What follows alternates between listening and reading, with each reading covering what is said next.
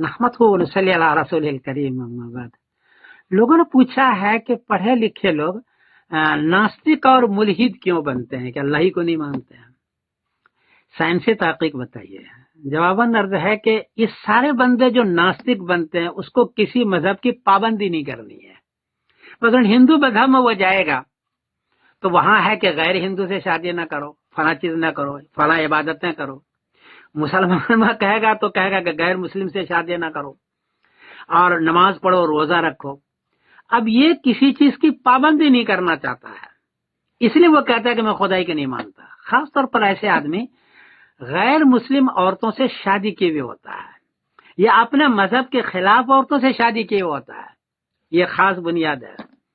اب اگر وہ مثلا جاوید اختر صاحب ہے، اس نے شادی کی ہے ہنی ایرانی سے اور یہ ہے آگ پرست عورت، اب اگر اپنے بچوں کو کہتا ہے کہ تم مسلمان بن جاؤ تو اس کی بیوی اس کو تنگ کرے گی، اور اگر یہ کہتا ہے کہ مسلمان نہ بنو، بن جاؤ ایرانی بن جاؤ، آگ پرست بن جاؤ، تو اس کے مذہب والے، اس کے خاندان والے تنگ کریں گے۔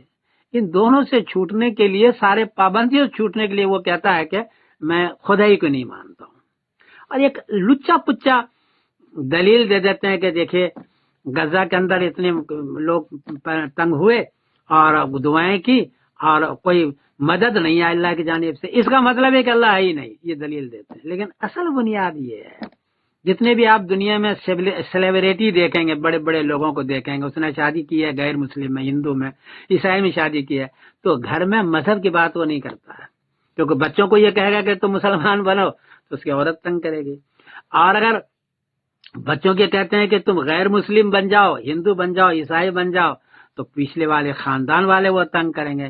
اس لیے وہ وہاں اپنے بزنس کی بات تو کرتا ہے، مکان اور جائیداد کی بات تو کرتا ہے، فلم کی بات کرتا ہے، مذہب کی بات وہ نہیں کرتا۔ اس سارے کا حال یہی ہے۔ حضرت عمر رضی اللہ عنہ نے اسی لیے کہا تھا کہ یہود نصارہ سے شادی نہ کرو ورنہ تمہاری اولاد یہود نصارہ بن جائے گی۔ ہم تو ابھی دنیا میں دیکھتے ہیں کہ بڑے بڑے سیلیبریٹی جو بڑے بڑے لوگ ہوتے ہیں، غیر مسلم میں شادی کی تو خود وہ غیر مسلم کی طرح ہو گیا یا ناستک ہو گیا اور خدا کو نہیں مانتا ہے یا کسی مذہب کو نہیں مانتا ہے۔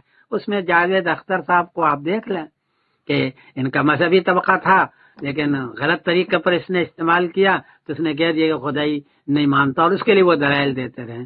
تو اصل بنیاد ہے کسی مذہب کے پابندیوں کو نہیں ماننا، یہ اصل بنیاد ہے۔ دلائل ادھر ادھر کے ہوتے ہیں، بہرحال اور بھی بنیاد ہو سکتی ہے، لیکن میرے سمجھ میں جو سائنسی تحقیق ہے وہ یہ ہے کہ یہ اصل بنیاد ہے۔ میں سمیر الدین قاسم بول رہا ہوں مانچسٹر انگلینڈ سے۔